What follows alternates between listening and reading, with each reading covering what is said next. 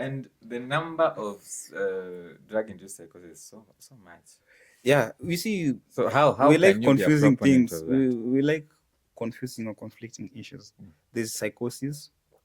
There is Schizophrenia. yeah. So let's say now, psychosis. and there's the psychosis, and then there's the drug. Those are two different things. There's the alcohol and there's the alcohol-induced. Yes. Wait, there's not drug-induced psychosis. No, there's drug-induced psychosis, but in that there are two components. There's psychosis and then there's the drug. So these two can exist separately. There are people who are psychotic with no any history of consumption of that. Yeah, there are people, of course, you can say majority of the psychotic. So are you trying to tell me correlation is not causation? But you see now, there's a study that's why I like the side of X that I'm on. There are two types strains of Omsala. And study shows that one is pro-psychotic and the other one is anti-psychotic. Oh. Yes. Just use your phone and you'll check. Okay. So people are doing study. People are actually there's very minimum study that has been there about marijuana and this now. So there are strains that when you smoke, they are anti-psychotic. Really? Yes. So you can give it to a psychotic patient and they get better? And there are now strains that are pro-psychotic.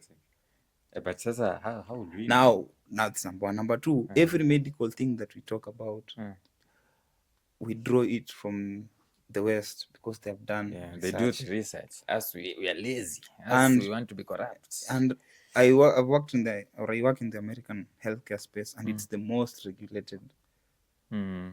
One of the hardest medical area. It's the hardest actually in the world. It's the most regulated profession. Do you know? Have you met American people who've come to Kenya asking to antibiotics? You see, because they cannot get them in the US. Yes, they're not going to get from training to practicing. You have to have a lot of accreditations to the prescription practice. It's the most researched and the most regulated because people are serious. But it's the same country that approves this legalization of things. And it's the same country that has the biggest economy when it comes to this. You'll see Kina Elon Musk smoking. You'll see these big people, Kina Joe Rogan smoking. Because these are people who have invested in science. Okay? So that tells you that... So you're telling me the one they smoke, they've looked at it and they've seen this one is not going to cause psychosis. And why are you worried about psychosis? I'm an epidemiologist, but I always say epidemiologists are fascinating. I've stayed in Dubai, Arab side, people are smoking shisha all the time. How many lung cancer cases did you see? My grandmother used to smoke. My grandmother died at 92. She has been smoking since she was born. No lung cancer. I think what killed her was something else.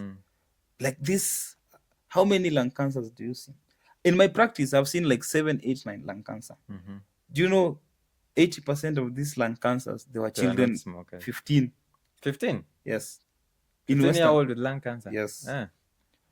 The others were older, so whether they used to work in a factory, they're not smoking, You can't say it now it's because of smoking. I'm not saying it doesn't cause. It's multifactorial. But you see now... It is a risk factor. Yes. It is a risk factor. Thank you. So now, this language of saying, psychosis because of Omsala is the main reason why we should not have... I think it's not. I'm not saying people don't get psychosis from it, but I don't think it's a reason enough, even going by science, to now castigate it as now. What are the benefits? I think that is, but for me, I'll just subjective. Say what works for me. I'm very alert when I think deeper. You think deeper. Funny thing, even in school, I would not do some of those things, exams, without being on Omsala. That is facts.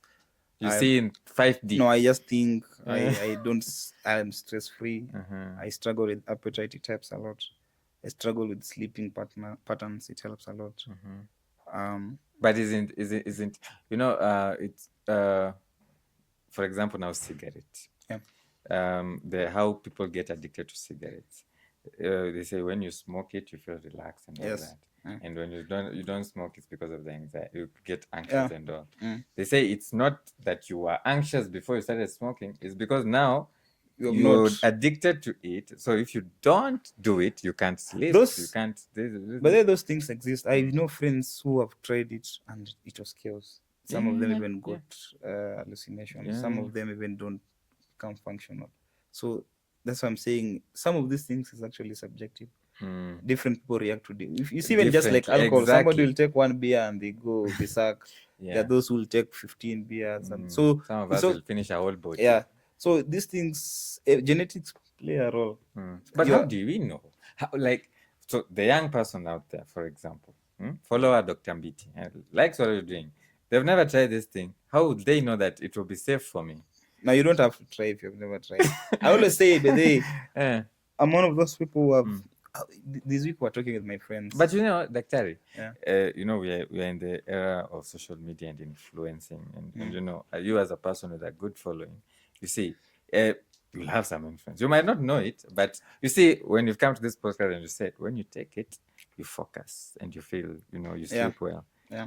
So but if someone is struggling with that, let me and they try that. But you see, I've not told anyone to take. Don't misquote me. I'm not, but that's another thing I always tell you. I don't tell people to do anything. Okay? I'm giving my experience. Why don't you give your own experience? Why do you want to? And that's another thing. People like saying, this person made me do this. You know, this person, even you see it in our political scenes, huyu jamaa ametuambia ametufanya tusiende State House. You see? Ametukataza. Mimi nimesema State House is a no-go zone. I remember I had to delete that. Ulipigwa hadi ukakataa. Ukasema nyinyi ndio mlitudiscourage tusiingie State House. I'm just giving my opinion. That's what I'm saying. Sijambia mtu ati. In fact, I always say, if I go back and I do not even start drinking, I will not start. You wouldn't start? I wouldn't start. If I had, yes, I wouldn't start. You see, I like doing it, but I would not do it if I. So are you saying you're addicted?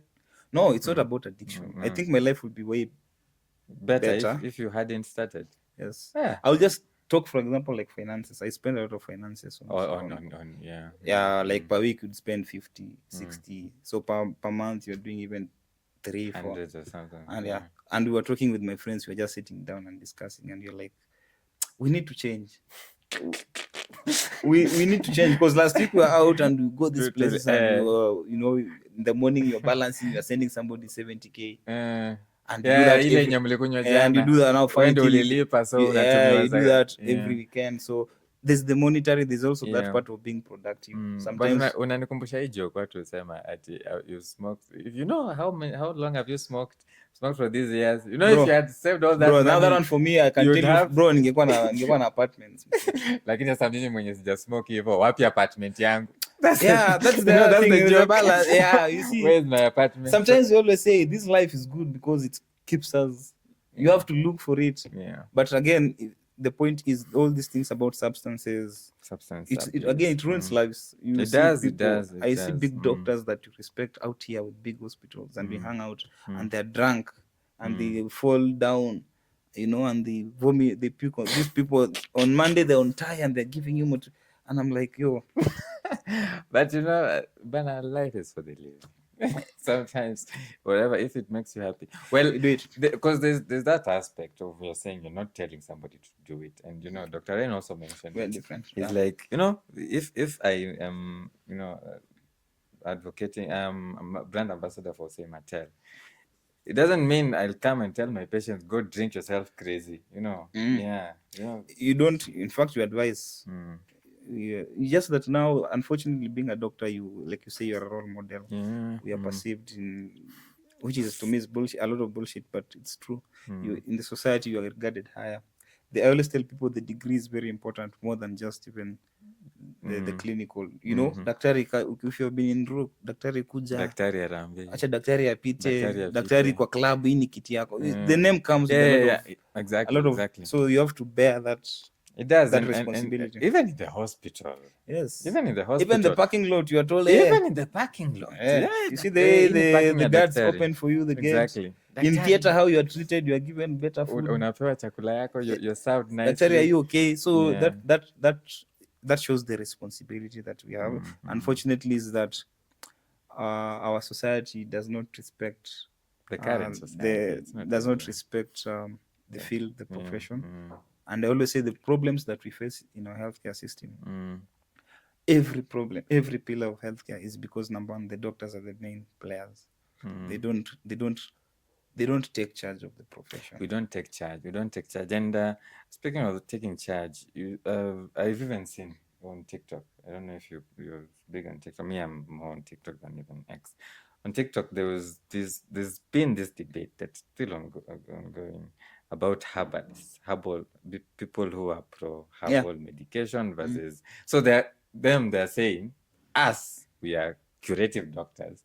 Them, they are preventive doctors. So they give you herbal medication, and we know most of the things we give are from plants anyway. But theirs is not regulated because you just see somebody random. I mean, what is your qualification? How do you know? And I even saw another one. As when you grew up in the village, sometimes we used to sweep the floor with just some. We'd call it a mayo. You pluck some leaves from some tree and you use it to sweep. Somebody had those leaves and suddenly saying it cures cancer. So in the comments, like, are you sure these things really help? In India, there's what you call Ayurvedian medicine. Ayurvedian medicine. It's in fact, when you go to UAE, there's a whole advert of Ayurvedian doctors. So these are doctors who have done medicine, but their approach to treatment is holistic. So when you see a patient, you consider everything. The religious, those herbs, what their culture is. Yes. So it's very common in India. The same. And I'll give you I come from Western Uko. Kuna hii ugonjwa it's very common in Maragolis. My sisters have had it. Where somebody throws something to you. Is that even true? It's true. My sister almost died, bro. So yeah, okay. And I'll give you now, 2 examples. We'll have to deviate because I've been looking for someone to discuss this thing with. Yes, and that's why you see when you talk about herbal. My sister actually, I remember it was around 2000. She was young. She must have been like 4 or 5. So in that estate, there was a lady who used to do this. So my sister had these things. And the only solution that my dad had to go and pick some leaves. He made some whatever concoctions. The second time I experienced it, the second time I experienced it was in our estate, in Gisho. This lady was also a Maragoli lady. So she threw those things to these Kikuyu neighbors. She had twins, one died. Now, bringing home to that subject, in internship now as an intern in Bungoma.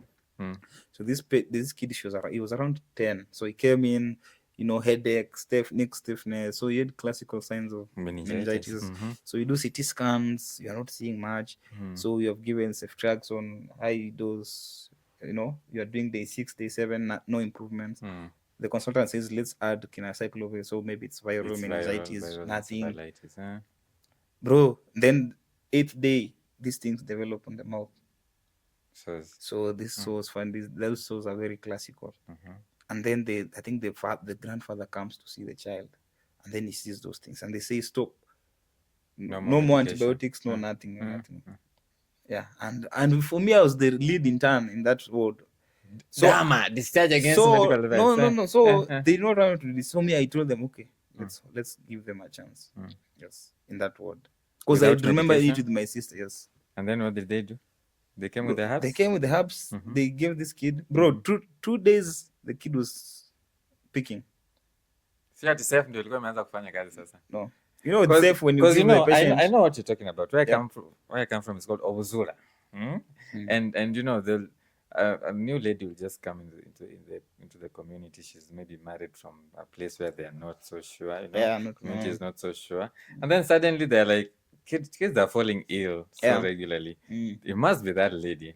And then they tell you, if you take that child to hospital and they're injected, they will die. Yes. I don't know. But you see, in my practice, you've never seen it. I have not seen it. The same thing. And there is no science to back that is possible. But you see, these are things. My dad was a teacher. He is retired. My mom is a nurse. So these are people who will not say they are the most archaic. They are kind of informed. They're practicing modern shit. But when my sister had that and we took those things, and I've seen it. So my perception, I'm not one of those people you expect me to say I believe in witchcraft. Yeah. But shocked. Once you have experienced, so in a unit in pharmacology in UN, there's a Dr. Ochanda. It's actually I think he's a neurologist. I know Dr. Ochanda. Yeah. He taught us herbal medicine. He did? Yes, there's a whole unit in pharmacology where we were taught herbal medicine. As we didn't do that. Yes. Dr. Molly, namna gani? Dr. Ochanda taught us herbal medicine. Yes. So I'm telling you about the Vedarian medicine. So this thing incorporates everything. That is the modern medicine, yes. But you are gracious enough or humble enough to acknowledge that there are other factors there that are there. But don't you think they require some research? Like, for example, the herbs that your parents gave your sister and she got better. Don't you think we need to go and look what is in this thing? but we don't like researching. There's heavy. Can you imagine the amount of research that goes on in China? You know, China have their own medicine. They have Chinese medicine. Yeah. So can you imagine the amount of research they have done? Which research has your lecturer done? Any of your lecturers, without mentioning any ground changing? I think they usually just the proposals. And you know, and we've talked about this issue of research. Do you know, in masters, everybody who is a consultant in this country, almost everybody, apart from maybe the ones who've done collegiates, everybody had a research project. But is it a research project or is it as a dissertation? Exactly. So no, those publishing is the problem. People don't publish. But we see what do you publish. That's another thing. Funded. Not even funding. I blame it to our curriculum. We are incapable. Very few people are capable of doing research in our country. But we are taught research. Yeah. Tulifanya research for second year, fifth you're taught the theory part of research. You know, biostatistics, you know, health literature review, what relevance is it for? And what are those really research? Like, you know, we go to a community, there are these single mothers, there are this number of or this is the economic need. Is it research? It's not research. It's actually mostly observations. Why don't you go and pick those leaves, go to the community, see what it does, take that thing to the lab? Yes. But who are able to research now? So you are the people now, doctors in training, not supposed to do researches. But the problem comes from the university. Our universities don't even encourage. They don't, because number one, too expensive. Nobody will fund. There's no funding. And you see now that brings now the political issue that I was telling you. And then if you have to lobby. Exactly. You have to lobby. And that's why people like us who have decided to go and do our own simple research, now we can speak. You know, me, if you talk to me and there's research, anything else is just opinion. Just so open that data. My opinion might be stronger because maybe it's me, but doesn't make it right. It's just an opinion. So just you defend it with bro, people research. Do. If you look at that side, I'm telling you, that's why you have anti-psychiatrists, you have pro-psychiatrists, you have you know, pro-AI, anti-AI. So even in the political scene, you see people play psychological games. You know, even I'm very grateful of the American politics. The political is mental. It is. See, a lot of emotion, a lot of narratives that may or may not. So you find true. That's why you have, you know, the conservatives, the liberals, the right thinkers, the left thinkers, the left wingers, the right evil. So because it's an ideology. People who smoke Omusala think too much. Yeah, of course, it's does it make you overthink? No, that's one of the effects. Like it can make you think, you know, you start looking things differently between the lines, but not for everyone. It's different. Some people just hang. Some people just sleep. You become useless. You become cabbage. It happens. So it has had good effect on you. No, I like it, bro. Like it. In fact, I always say my only condition for voting Ruto is if I've done some prospective farming in Rwanda. Yeah, you farm in Rwanda. I have some partners. I got some American partners who are very interested with weed farming. In Rwanda it's legal? You can do farming. You can do farming on large scale. Even in Uganda here you can do. Kenya hawezi? In Uganda, bro, people smoke weed. Yeah. More than us. Mama zinatokanga huko baby. Yeah, people plant it in their farms. This is the way they have negotiated. See, those are things that are actually. But don't you think if it's legalized in Kenya, the business goes down? No, what business bro? That is not business. Illegal. They have confiscated 10 million. That is not money. That does not help the economy. Jamaa mmoja ameshikwa akaunti ya Nakuru akisafirisha misokoto. Ameuza bangi akatoka block. Kuna boys wangu kutoka block ni relative. But ni relative. Mwambie mtu ametoka block anaishi sijui wapi. Mimi mwita Escobar. you see. So hata mi si nimedeal na watu kutoka block gani, kutoka block ile relative kidogo tu ile tu, yani but unajua wanaweza kuwa walikuwa hata wako kwa block, at least hao wamefika there kwa are somewhere, block. but you see that's what I'm saying, if you're that pro at that shit and you put it on a higher level. So if it was legal, it would be more money. Yeah, now you see now I was having this podcast. Yeah, right? People think that when you beat the system, you don't make real economic impact. It's just like these things of online. I was talking to a Kenyan ambassador huko Dubai, and he was asking me what are the problems, and I told him the problem with the government is we ignore formalizing simple things. You see, like UAE has invested in AI. They have a whole ministry of AI. The minister for AI is 35, and he has been there for 8 years. So 8 good years. Since 2017. So he was 27 when he was appointed the minister of AI. And UAE is the third largest country in production and consuming of AI. US, China, and then UAE. Like they have invested a lot.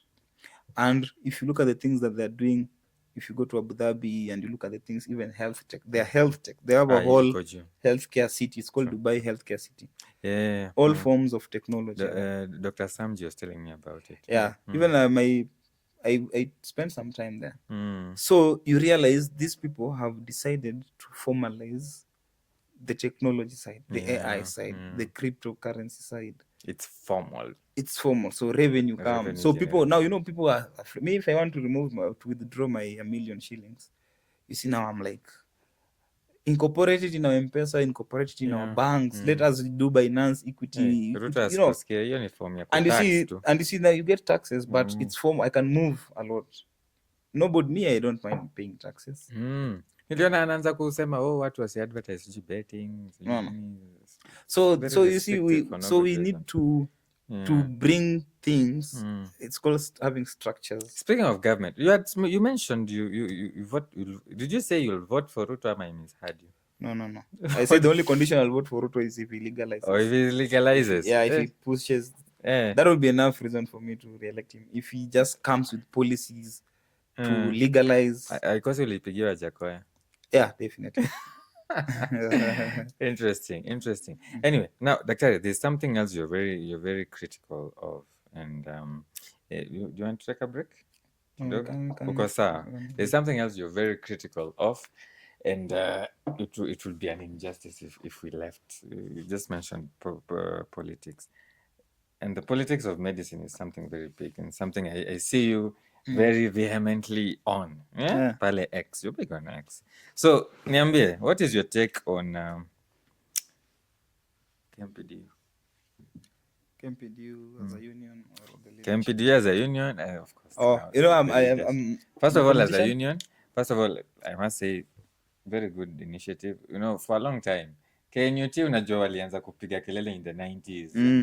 They got the union is not so old. Yeah, that came in 2011, was it 2010? Yeah. Very young. Very young. So it's definitely a good thing, and it has at least the bare minimum ilituongezea salos. Doctors used to be paid like nothing. That thing happened, I think it was 2017. I was in 5th year. Oh, you remember the lipa kama tenda? Yeah, I have several photos there. That's the first time I had a presser with the France TV. I think when Kina Oluga were arrested, tulienda tukafanya vigil hapo Uhuru. Sisi pia tulipiga yetu pale Kisumu. Yeah. County it was good.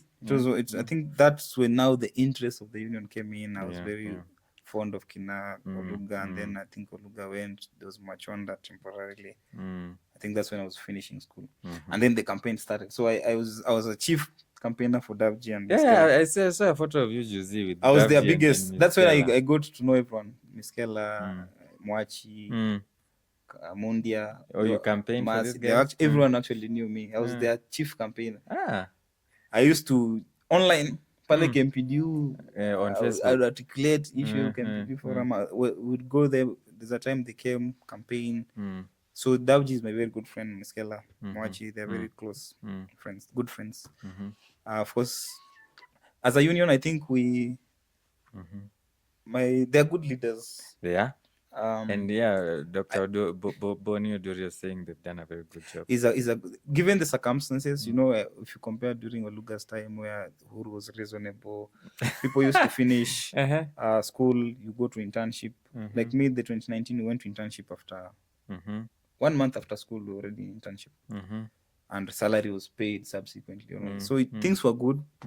I think before them now, people used to be absorbed directly. Immediately. So we are the first group of people who were not. Oh, you are the first? Yeah, the first lot? I think, yeah. You know, the second. We usually say that the Lipakamatenda increase the salary, but remove. Yeah, so I think we were the second. Ile hakuna absorption. We were the second. Oh, you were the second.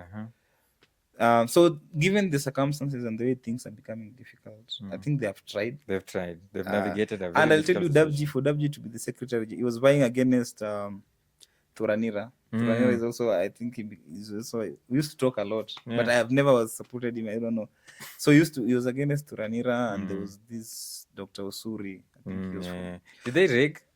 So that time I remember after the election, Davji won. You know, that day it's like, man, I did not sleep. I was very happy, bro, because I was the main guy. Everyone knew Davji because of in my circle. Yes, class group, post up, Facebook, Twitter, everywhere. And so when they won, we were very happy. You know, all of these guys had won.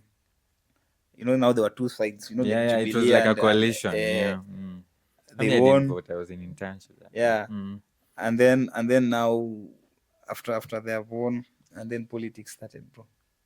And that election was very, in the build up, it was very, bro, it was very hot. It was hostile. It was hostile, bro. It was, people are forming coalitions. People are, you know, accusing others of rape. Others, they have killed who?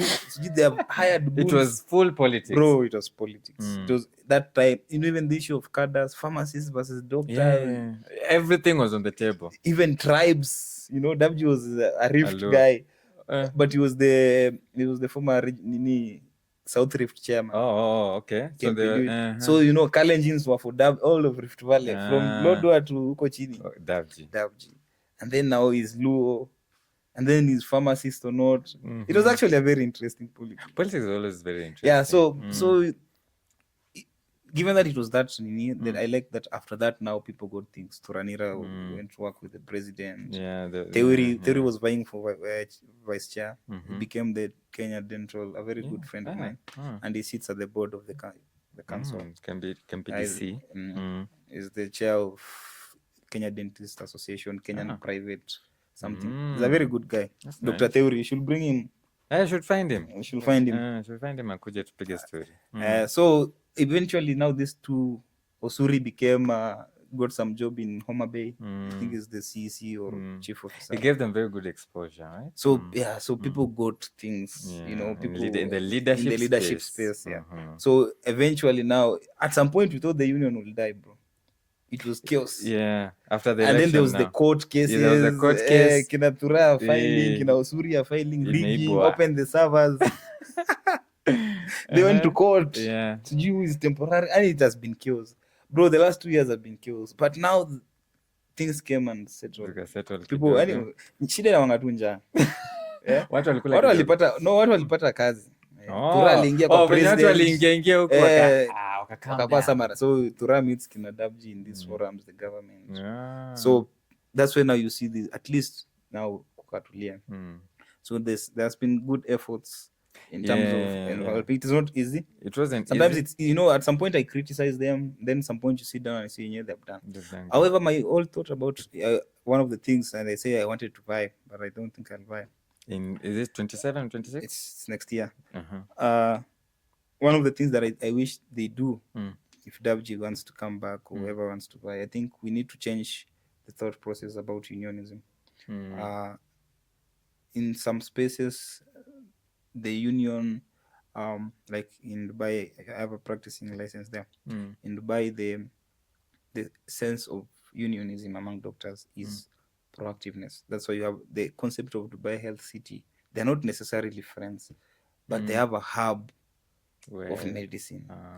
So I always thought, even in Nairobi, let's have a medical, like you can see Avenue here is or Upper Hill. But yes, you see, but now that area, there's that area in Avenue 1, 2, 3, 4, opposite, just around Nebus. So there's that physical hub, but now there's also the virtual hub.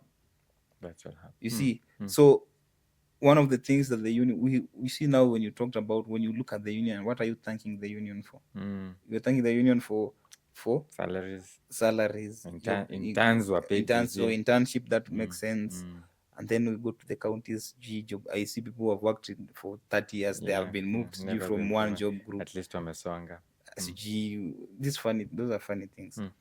So for somebody like me, the union has never helped me. Okay, because you've not worked in the counties. They have not gotten me any job. They have not. I'm unemployed as far as I'm concerned. I've never been successfully employed. So the union hasn't helped me as a doctor. Actually, the union can die and you'll still be fine. There's nothing. And I asked Dr. Miss Keller was on the podcast. We did a very long podcast. She was here, and I asked him that question. I asked him, so how do you represent these other doctors who are in the maybe private sector or they're unemployed? Because he kept saying we have more than 4,000 unemployed doctors at that time. I'm sure the number has grown. He kept saying there are these 4,000 doctors, but they're because they are not employed by counties and they are not paying to the union. They are not members. In fact, so they are not represented in that union. Now forget even those who are members. There's a lot of apathy. Even during that politics, people are withdrawing. They are requesting counties to withdraw funding from the union. Because it doesn't help. The strikes you want us to. So one of the things that the union should do, you should have voluntary. Personally, I should have a reason why I can contribute the 3,000 or whatever it was. It's 3,000. I should have a reason enough to contribute. And I always tell, as a union, sometimes give people alternatives. I've seen Davji has gone to Europe, has gone to Switzerland, he's interacted with different, that's that mindset. The union has the ability to have an exchange program with doctors, whoever can pay for themselves, to just go and see the other side. In the US, medicine is it's much as it's regulated, that's where we're going, it's highly privatized. Yes, it's about money, but quality also. So that's where we're going. If you look at healthcare, it's just now being privatized. It is. So what the role does the union play? So the union can have, it's one of the few bodies that can actually have those exchange programs, for doctors. I work in the American space. Everything that I'm implementing about my platform, Mbiti, everything AI, every concept that I'm seeing, it's because of the exposure that I've seen on the other side. So I work with these people. I'm seeing how they are telemedicine, they're doing telepsychiatry. I'm seeing how they're applying these diagnostic tools. And that's what I'm trying to implement at a personal level. You see, so which could be done at a larger scale. So the union can do this at a bigger. So you are actually giving these young doctors, and out of these 600 doctors that are joined med school, I'm sure 400 don't even want to do medicine at all. Yeah, okay. That's something. Now, look at there are so many good entrepreneurial doctors. There's Dr. Muridi. I don't know if you know Dr. Muridi. He's a hard man to find. If you can find him, Dr. Muridi owns these big joints that Oyster Bay, Gemini, Red Room, Ibiza, Charlie's Motors, Charlie's Bistros, and he's a doctor. And he's a young. He was classmates with Dr. Max, the owner of Roy. So these are the doctors. Sometimes we hang out with them. Entrepreneurs. So we go, we talk, doc, there's this, I'm good at this. This doctor is good at this, but there's this side, there's gaming platform that we can, there's this thing that we can do. So the union has a role. Keme, I don't know what Keme will be the best, but Keme is something else. So that is the role of the union, to create that, to bring such doctors closer. I've never heard of a KMPDU doctors economic forum, KMPDU health tech forum. That's why you don't know the government project. You hear there's a digital health authority. What are you seeing? Why would you not buy Daktari? Everything that I think it's you have some good ideas. Next year, buying is a waste of time, bro. It's not rewarding. How much can you pay me for my time? No, but it's not about how much you're getting paid. You come implement this thing. No, but that means you're taking a lot of responsibility. I don't like taking blame for it. You're right. If today the government for whatever reason fails to pay people, if tomorrow I buy I want to buy a Lexus Y3.